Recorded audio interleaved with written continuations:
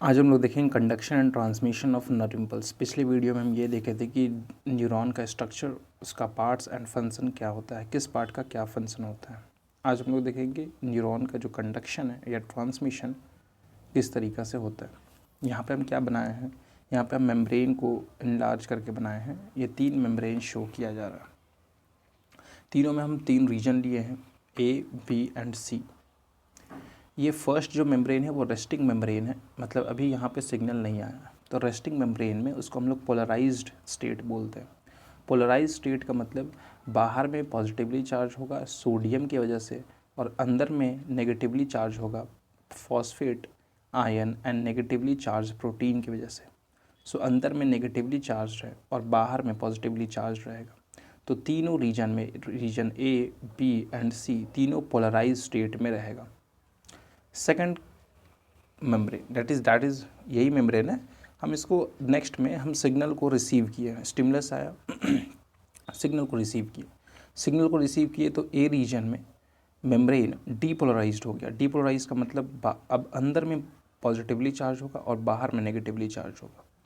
तो ये डीपोलराइज्ड हो गया। बट अभी ये सिग्नल यहाँ नहीं आया है, ट्रांसमिट नहीं हुआ है, अभी सिग्नल यहाँ रिसीव हुआ है ए रीजन में। बी नॉर्मल स्टेट में रहेगा, डैट इज़ रेस्टिंग मेम्ब्रेन में, डैट इज़ बाहर पॉजिटिव अंदर नेगेटिव। ये भी रेस्टिंग मेम्ब्रेन में, डैट इज़ पोलराइज स्टेट में। और ए जो है वो डीपोलराइज्ड है, क्योंकि ये सिग्नल ए रीजन जो है वो सिग्नल रिसीव किया है। नेक्स्ट थर्ड केस में अब ये क्या होगा, ये पॉजिटिवली चार्ज यहाँ ट्रैवल करेगा और ये नेगेटिव, और ये पॉजिटिव चार्ज इधर ट्रैवल करेगा और नेगेटिवली चार्ज इधर आ जाएगा। इसका मतलब ये एक्सचेंज हो जाएगा, सिग्नल आगे ट्रांसमिट हो रहा है ए रीजन से बी रीजन में जा रहा है। पॉजिटिवली चार्ज इधर मूव करेगा, तो पॉजिटिवली चार्ज यहाँ मूव कर चुका है, पॉजिटिवली चार्ज यहाँ मूव किया अंदर की ओर, अंदर पॉजिटिवली चार्ज बाहर नेगेटिवली चार्ज, तो ये फिर से बी रीजन अब डीपोलराइज हो गया। पहले ए रीजन डीपोलराइज था, अब बी रीजन डीपोलराइज्ड है। तो अब ए रीजन नॉर्मल स्टेट में आएगा, डैट इज़ उस प्रोसेस को हम लोग रीपोलराइजेशन बोलेंगे। बट ये रीपोलराइजेशन जो है वो बाहर में पॉजिटिव चार्ज तो होगा ही और अंदर में नेगेटिव चार्ज होगा, बट ये पॉजिटिव चार्ज जो है वो सोडियम आयन की वजह से नहीं हुआ है, ये पोटासियम आयन की वजह से हुआ है। ड्यू टू विच अब यहाँ पे एक हम पंप एक्टिवेट करेंगे जिसका नाम है sodium potassium pump, ATPase। Pump जब भी वर्ड यूज़ होगा इसका मतलब वहाँ ATP यूज़ हो रहा है, इसलिए सोडियम पोटासियम पंप एक्टिवेस। इसका काम क्या है, इसका काम ये है कि बाहर से 2 पोटासियम को अंदर ले लेना है और 3 सोडियम को बाहर कर देना है, ताकि बाहर में सोडियम का नंबर बढ़ जाए और बाहर में जो पॉजिटिव चार्ज है वो सोडियम की वजह से हो, ना कि पोटासियम की वजह से। तो यहाँ पे बाहर पॉजिटिव चार्ज तो हुआ during the process of repolarisation, but repolarisation हुआ बाहर पॉजिटिव चार्ज पोटासियम आयन की वजह से, बल्कि होना चाहिए किसकी वजह से, सोडियम आयन की वजह से। इसीलिए यहाँ पे हम पंप एक्टिवेट किए, सोडियम पोटासियम पंप एक्टिवेट किए, जिसकी वजह से अंदर में 2 पोटासियम आ गया, बाहर 3 सोडियम बाहर निकल गया। तो अल्टीमेटली सोडियम बाहर ज़्यादा हो जाएगा। तो ये हो गया रीपोलराइजेशन का कहानी।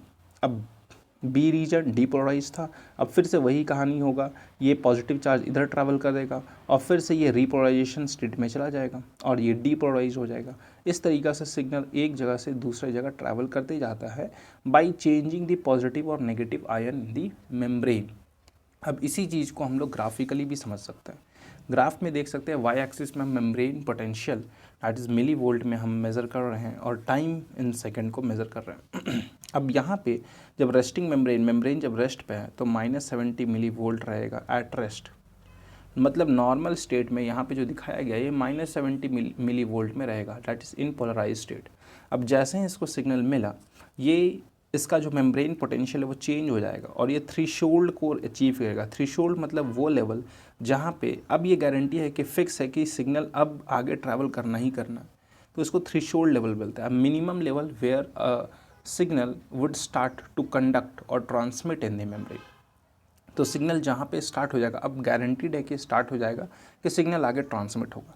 तो वो कौन सा स्टेट होता है, दैट इज़ -55 मिली वोल्ट में वो थ्रेशोल्ड को अचीव कर लेता है सिग्नल। नॉर्मल स्टेट में -70 मिली वोल्ट में रहता है और थ्रेशोल्ड को अचीव करता है वो -55 मिली वोल्ट में। अब ये -55 मिली वोल्ट में अब होगा क्या, अब ये मेम्ब्रेन डीपोलराइज्ड होगा। जिसकी वजह से क्या होगा, वहाँ पे मेम्ब्रेन पोटेंशियल +30 मिली वोल्ट तक चला जाता है। डीपोलराइजेशन, इस प्रोसेस में ये पूरा प्रोसेस बता रहा है कि डीपोलराइजेशन हो रहा है। डीपोलराइजेशन का मतलब सोडियम अंदर जा रहा है, सोडियम अंदर जा रहा है मतलब पॉजिटिव चार्ज अंदर आएगा। नेक्स्ट इसके बाद रीपोलराइजेशन होगा। रीपोलराइजेशन दैट इज़ पोटासियम, अब पोटासियम आउट, दैट इज़ यहाँ पे देख सकते हैं रीपोलराइजेशन हुआ ए रीजन में, अब बाहर पोटासियम ज़्यादा हो गया, बाहर पोटासियम ज़्यादा हो गया, उस प्रोसेस को हम लोग क्या बोल रहे थे, रीपोलराइजेशन। बट ये बहुत देर तक होता है रीपोलराइजेशन, जिसको हम लोग बोलते हैं हाइपर पोलराइज स्टेट, मतलब बाहर पोटासियम बहुत ज़्यादा बाहर निकल गया। अब फिर से ये सोडियम पोटासियम पंप एक्टिवेट होगा, जिसके वजह से ये फिर से नॉर्मल स्टेट को अचीव करेगा सोडियम पोटासियम पंप की वजह से। इस पर्टिकुलर स्टेट को हम लोग रिफ्रैक्टरी पीरियड बोलेंगे, रिफ्रैक्टरी पीरियड। अब फिर से ये -70 मिली वोल्ट को अचीव कर चुका है यहाँ पे। अब अगर फिर से सिग्नल आया तो फिर से ये थ्रेशोल्ड को अचीव करेगा, फिर से सिग्नल आगे बढ़ेगा। तो इस तरीक़ा से ग्राफिकली भी समझ सकते हैं इस चीज़ को कि किस तरीक़ा से सिग्नल ट्रांसमिट होता है। फिर से रिवीजन कर लेते हैं एक बार। Conduction of and transmission of nerve impulse में हम लोग ये सीखे कि सिग्नल ये एक्सॉन में किस तरीक़े से ट्रैवल करता है, by changing the positive and negative ion. Normal state में पोलराइज स्टेट में रहेगा तीनों रीजन।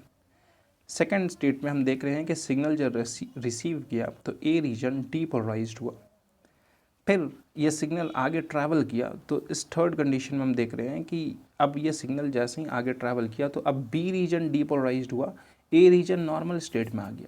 तो नॉर्मल स्टेट में आ गया तो उस प्रोसेस को क्या बोल रहे थे, रीपोलराइज्ड। तो ये रीपोलराइज्ड हुआ, डेफिनेटली हुआ, बट ये पॉजिटिव चार्ज पोटासियम आयन की वजह से हुआ, बल्कि होना किसकी वजह से होना चाहिए, सोडियम आयन की वजह से। इसीलिए इस चीज़ को करने के लिए हम लोग सोडियम पोटासियम पंप एक्टिवेट कर देते हैं, जिसकी वजह से बाहर 3 सोडियम और अंदर 2 पोटासियम अंदर आ जाता है और 3 सोडियम बाहर चला जाता है। सो यहाँ पे रीपोलराइज हो गया, ये डीपोलराइज हो गया और ये नॉर्मल स्टेट में अभी भी है, तो फिर से सिग्नल आगे ट्रैवल करेगा यहाँ पे सी रीजन में। अब इसी चीज़ को ग्राफिकली समझे कि रेस्टिंग मेम्ब्रेन पोटेंशियल कितना होता है, थ्रेशोल्ड लेवल में आने के लिए कितना मिली वोल्ट होना चाहिए, डीपोलराइज्ड हुआ है तो टॉप एट द पीक कितना होता है, +30 मिली वोल्ट। फिर रीपोलराइजेशन होता है, बट ये रीपोलराइजेशन बहुत देर तक होता है तो ये हाइपर पोलराइज स्टेट में चला जाता है और फिर से वापस हमको नॉर्मल स्टेट में आना है, रेस्टिंग मेम्ब्रेन में आना है।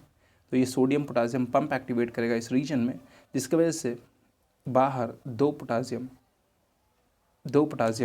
बाहर, सोडियम 3 सोडियम बाहर चला जाता है और 2 पोटासियम अंदर आ जाता है सोडियम पोटासियम पंप एक्टिवेट होने की वजह से।